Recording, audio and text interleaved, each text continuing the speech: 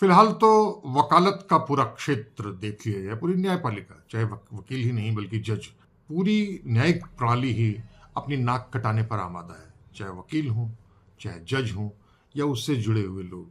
इनमें Delhi high court से Allahabad high court भेजे गए यशवंत वर्मा भी हैं, जो इस समय आलोचना पर जबरदस्त उन पर हमले हो रहे हैं। बार एसोसिएशन उनके पीछे तिल पानी लेकर के चढ़ी हुई है। लेकिन यशवंत वर्मा का एक चेहरा हम आपको दिखाना चाहते हैं कि संवेदनशील व्यक्ति के तौर पर रहे हैं यशवंत वर्मा। और केवल इतना ही नहीं, जिस उपद्रवी वकील समुदाय के तौर पर हम उनकी निंदा करते हैं, उन्हीं वकील समुदाय के एक वकील हैं गोपाल स्वरूप ओमर। कल ही एक फैसला हुआ है इलाहाबाद हाई कोर्ट में कि एक वकील ने अपने पिता की मृत्यु पर सूचना हाई कोर्ट को दी और ये चाहा कि उस पे उसके पक्ष में उसके मुवक्किल को स्टे मिल जाए। ये घटना वकीलों की उस चरित्र को साबित करता है कि वो किसी भी सीमा तक उतर सकते हैं, भले ही वो इनका वाजिब हक हो या नहीं। लेकिन इसके बावजूद कुछ लोग ऐसे भी होते हैं जो अपने हक को छोड़ देते हैं और व्यापक हितों को के सामने अपने वाद को, अपने मुवक्किल, अपने मसले को छोड़ देते हैं। ऐसा ही एक शख्स हमारे साथ हैं, गोपाल ओमर जी, कानपुर देहात के वकील हैं और जीसी सरकारी वकील भी रह चुके हैं। ओमर जी हमारे साथ हैं। ओमर जी बताइए, पूरा मामला क्या हुआ था? एक्चुअली मैंने 2012 में यूपीएचएस की उच्चतर न्यायिक सेवा की मैंने परीक्षा दिया था। तो जब हमने उसमें प्रारंभिक परीक्षा दी तो वो अंग्रेजी माध्यम से पेपर था। अंग्रेजी माध्यम से पेपर आने के बाद उसका रिजल्ट आया तो मैं प्रारंभिक परीक्षा कुछ नंबरों से पास नहीं कर पाया था। अब इसमें पूरा एक्चुअल डाटा नहीं मुझको याद है, काफी अरसा हो गया है। लेकिन उसके बाद मैंने जब यूपीएचएस रूल 1975 को मैंने देखा, उसका अध्ययन किया, तो उसमें उसका नियम 11 ये कहता है कि आवेदक को हिंदी देवनागरी लिपि का संपूर्ण ज्ञान होना चाहिए। यूपीएचएस रूल 1975 माननीय हाईकोर्ट द्वारा बनाया गया है। तो उसमें जब नियम 11 ये कहता है कि आवेदक को देवनागरी लिपि का ज्ञान होना चाहिए, तो उनको हिंदी में पेपर देना चाहिए। तो इस बात पर मैं क्षुब्ध होकर मैंने एक रिट पिटीशन 45-033/2012 योजित की थी। उसमें मैंने रजिस्ट्रार हाईकोर्ट को उसमें पक्षकार बनाया था। जब वो रिट, जब वहाँ पर सिविल हाईकोर्ट के समय बेंच के डिवीजन बेंच थी, जस्टिस सत्यपूत मेहरोत्रा और जस्टिस हेत सिंह यादव साहब की, उनके सामने जब रिट वहाँ प्रेजेंट हुई और चूंकि इसको कोई हाईकोर्ट में कोई वकील करने को तैयार नहीं हुआ था अगेंस्ट हाईकोर्ट, तो मैंने इसको ये रिट इन पर्सन की तो जब वहाँ पर मैंने आर्गुमेंट किया तो उस समय जो आजकल जो चर्चित एक जस्टिस का नाम चल रहा है दिल्ली हाईकोर्ट के, जिनको भी हाईकोर्ट इलाहाबाद भेज दिया गया है, यशवंत वर्मा जी, उस समय माननीय उच्च न्यायालय के वो अधिवक्ता थे। अच्छा। तो यशवंत वर्मा जी ने ये पक्ष रखा, तो जस्टिस हेत सिंह यादव जी ने उनसे पूछा कि जब यूपीएचएस रूल का रूल 11 ये कहता है जी कि जो इस यूपीएचएस की जो परीक्षा देगा तो आप उसको हिंदी की जानकारी होनी चाहिए, पर आप इंग्लिश में आप दे रहे हैं।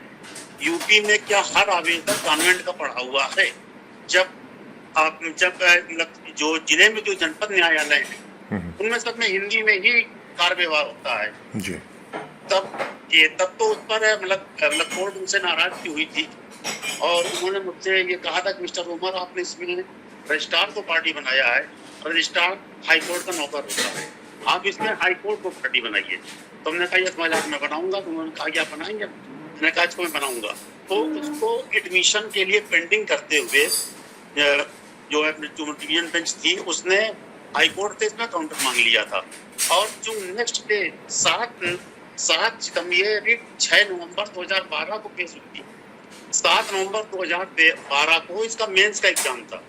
जस्टिस हेत सिंह यादव जी ने कहा कि इसको मैं स्टे करे दे रहा हूँ, आप बताइए कि कल ये परीक्षा नहीं होगी, ये रूल के अगेंस्ट है ये। तो उन्होंने मुझसे समय लिया। तो उसमें जो यशवंत वर्मा जी थे उन्होंने कोर्ट के सामने ये कहा था, नहीं माय लॉर्ड, ये इसको स्टे न करिए और अगली बार जो परीक्षा होगी उसमें हिंदी में माध्यम से भी पेपर आएगा अंग्रेजी के साथ साथ। जी जी। तो कोर्ट ने मुझसे पूछा कि आप क्या चाहते हैं मिस्टर उमर? तो हमने कहा माय लॉर्ड, क्यों इसमें अधिवक्ताओं का व्यापक इसमें हित है, मतलब पूरे प्रदेश से इसमें अधिवक्ताओं ने प्रतिभाग किया इस परीक्षा में, और मैं सिर्फ अपनी वजह से ये नहीं चाहता हूँ कि ये कल की परीक्षा स्थगित कर दी जाए। तो उस पर भी रिश्ते नहीं हुआ, उसमें काउंटर मांग लिया गया था। और चूंकि मैं ओवर एज हूँ, यूपी में 45 वर्ष की एचएएस की परीक्षा के लिए है। इसके बाद हाँ, मतलब अपर एज लिमिट, ये अच्छा हाँ। हाँ, अपर एज लिमिट उत्तर प्रदेश में 45 वर्ष है जो एचएएस की परीक्षा होती है। इसके बाद मैंने 2 बार बिहार एचएएस भी दिया, संयोगवश नहीं हो पाया। वर्तमान में मैं जिला शासकीय अधिवक्ता दीवानी कानपुर देहात के पद पर 2022 से कार्यरत हूँ। और इस जो ये उन्होंने वहाँ पर अंडरटेकिंग एक दी थी जसवंत वर्मा साहब की तरफ से, उस चीज को ऑनरेबल मतलब जो रजिस्ट्रार हाई कोर्ट के थे परीक्षा के, उन्होंने 2016 में भी नहीं किया। तब 2016 में हाई कोर्ट की लखनऊ बेंच में एक रिट कोई वो थे बीरेन सिंह एडवोकेट साहब, उन्होंने रिट की। तब हाई कोर्ट की तरफ से ये कहा गया कि नहीं, इसमें पेपर सारे तैयार हो गए इंग्लिश में, इसलिए अभी अगली बार से होगा। तो 2016 के बाद जो भी परीक्षा हुई है वो उसमें मतलब उसमें फिर अब जो मतलब पेपर आता है तो इंग्लिश में भी आता है और हिंदी में भी आता है पेपर। जी जी जी। तो ये यशवंत वर्मा ने जो आपको सलाह दी थी वो एक सदाशयता पर थी और व्यापक हितों को लेकर के थी। हाँ, उन्होंने मुझको सलाह नहीं दी, उन्होंने ऑनरेबल हाई कोर्ट को जो डिवीजन बेंच थी उसको एक अंडरटेकिंग और दी थी कि अगली बार से जो परीक्षा होगी वो हिंदी इंग्लिश दोनों में आएगी। हाँ, तो ये हाई कोर्ट के वकील थे। लेकिन उन्होंने जो व्यवहार किया उस पूरे दौरान कोर्ट में, क्या आप ये कहना चाहते हैं कि उन्होंने किसी अपने वादी के ही हितों पे ही नहीं बल्कि व्यापक लाभार्थियों के हक में बातचीत की? जी जी जी, यही कहना चाहते हैं? मतलब नेक्स्ट डे इसका मेन एग्जाम था 2012 एचएएस जो पेपर था डायरेक्ट बार से। यूपी एचएएस 2 तरीके से होता है। एक तो 40% जो कोटा है वो जो डिस्ट्रिक्ट जज होते हैं उनसे प्रमोट होते हैं। 60% का कोटा बाहर से भरा जाता है एचएएस में।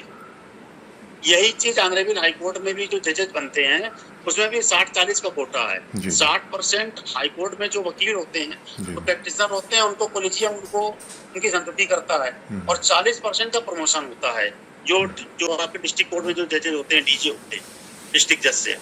ये मतलब कोटा शुरू से चला आ रहा है। गोपाल स्वरूप, उनका ये बयान आम वकीलों के उस रवैये से बिल्कुल विपरीत है और व्यापक वादियों के पक्ष में खड़ा होता है, जहां पर भ्रष्टाचार और निजी लाभ महत्वपूर्ण नहीं होते हैं। और सबसे बड़ी बात है कि ये उस व्यक्ति ने उस पूरे मामले को लड़ा जिसने जो खुद मुकदमा लड़ कर रहा था और चाहता तो उस युद्ध को बहुत लंबे समय तक प्रभावित कर सकता था। उस मुकदमे को लड़ा था यशवंत वर्मा ने, जो इस समय बेईमानी के आरोप में भयानक रूप से प्रताड़ित हो चुके हैं सुप्रीम कोर्ट से लेकर के और इलाहाबाद हाई कोर्ट के लोग। लेकिन उनके उस व्यवहार से देखते हुए और आज के उनके बारे में चल रही चर्चाएं वो कुछ गंभीर सवाल करती हैं। बहुत बढ़िया बात कही है आपने। ये दोनों ही चीजें बहुत महत्वपूर्ण हैं। एक तो हम अपने व्यापक हितों को छोड़ देते हैं जो कि सामान्य तौर पर वकील अब नहीं करता है। ऐसे वक्त में आपका इस तरीके का हस्तक्षेप करना बहुत बड़ा है। और दूसरी बात है, यशवंत वर्मा के बारे में आप 20 गाली दे सकते हैं, लेकिन उसने कम से कम एक नजीर हमारे पास मौजूद है जिसमें उसने बेईमानी नहीं की। अगर वो चाहता तो अपने वकील के लिए पूरी लड़ाई कर सकता था। अब जैसे मतलब इसमें वर्तमान में मैं उत्तर प्रदेश राज्य में पक्ष यहाँ पर जो सिविल कोर्टें रखता हूँ, और मैं इसको व्यक्तिगत मुकदमा मान के लड़ता हूँ। मेरे खिलाफ 1-2 बार कोर्ट नाराजगी हो गई, आप स्टेट पर सकते हो, हमको नोटिस भी कर दी, हमको उससे कोई फर्क नहीं पड़ता है उससे, क्योंकि हम राज्य का पूरी तरीके से पक्ष रख रहे हैं। हाँ, ये बात एक अलहदा है कि जो सरकारी वकीलों के जो तौर तरीके हैं उनको मैं 3.5 साल में नहीं सीख पाया और ना आगे सीख पाऊंगा। तो इसलिए कभी कभी ये लगता है कि मुझको ये पद छोड़ना पड़ेगा। ये नहीं, बिल्कुल नहीं। आप बिल्कुल बने रहे, हमारी पूरी शुभकामनाएं हैं। और मैं आपको पहले दिन से ही बहुत स्नेह के तौर पर, बहुत प्रेम के स्तर पर देखता रहा हूं कि बहुत अच्छे वैचारिक तौर पे हम लोग राजनीतिक तौर पे अलग अलग हैं। बिल्कुल मुझे ऐसा कहने में कोई हर्ष नहीं है। मैं वामपंथी हूं, आप दक्षिणपंथी हैं, दोनों अलग है, लेकिन स्नेह के स्तर पर जो तंतु हम लोग के बीच है वो जबरदस्त है और वो हमेशा बने रहेंगे। आपका होना वहां बहुत जरूरी है। तो ये है गोपाल स्वरूप ओमर जी। अगली बार फिर दूसरे मसले पर कि दूसरे स्थान पर किन्हीं दूसरे लोगों के साथ हम फिर हाजिर होंगे। तब तक दुल्लती लिए कुमार सोहर को इजाजत दीजिए।